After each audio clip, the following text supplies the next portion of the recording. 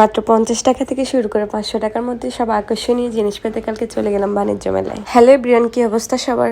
এই হলো ভাই ট্রেলের অবস্থা। আগারগাঁও চীন মন্ত্রণালয় বাণিজ্য মেলাটি। 20 টাকা এন্ট্রি ফি দিয়ে মেলা এন্ট্রি নিলাম। শুরুতে ঢুকতেই পাকিস্তানিদের এই শালের স্টলটি ছিল। এটা কিন্তু পূর্বাঞ্চলে হওয়া আন্তর্জাতিক বাণিজ্য মেলা না, ওইটা জানুয়ারিতে। অনেক ফ্রিজের মধ্যে বেশ ইউনিক জিনিস ছিল। এই টেবিল রানার গুলো ছিল মাত্র 300 টাকায়। নিত্য প্রয়োজনীয় সব জিনিস একই ছাদের নিচে। এই টু পিচ আবায়াগুলো লাইক দেখতে কাপ্তানের মতোই 3000 টাকায়। আমার কাছে বাট প্রাইসটা টু মাচ মনে হয়েছে।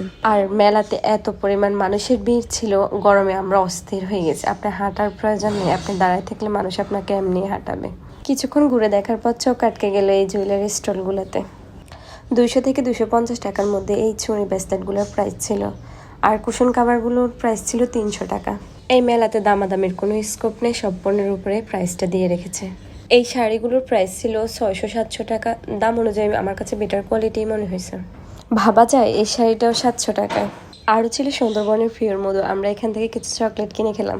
পুরো মেলাতে জুয়েলারি স্টল ছিল সব থেকে বেশি, আর এই ব্যাগগুলো ছিল মাত্র 600 টাকায়।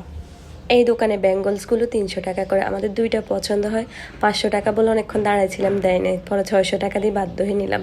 সামনের দিকে একটু যাই, দেখে দাম আর একটু কম, আস খাইলাম বাস। কাচের চুড়ির স্টলগুলো দেখে সবার চোখ আটকে যাওয়ার কথা। অনলাইনে ভাইরাল কাচের চুড়িগুলো প্রতি সেট 500 টাকা করে আমি আর তিশা ভাবি নিয়েছিলাম, বাট এখানে 300 টাকা দেখে বেশ রিজনেবল মনে হয়েছিল। আমরা সবাই এখান থেকে অনেকগুলো কাচের চুড়ি নিয়ে নিলাম। এই জুতাগুলোর দাম ছিল 600 টাকায়। দূর থেকে স্টলটার নাম দেখি কাড়াকাড়ি অফার, যাই দেখে আসলেই কাড়াকাড়ি অবস্থা। যা নিবেন মাত্র 100 টাকা। মেলায় ঘুরে শেষ করে চলে গেলাম খাবারের স্টলগুলোর সাইডে। দেশি বিদেশি সব রকমের খাবারই ছিল। আমরা নিয়ে নিলাম সালাদ আইটেম, প্রতি গ্রাম 1 পয়সা করে।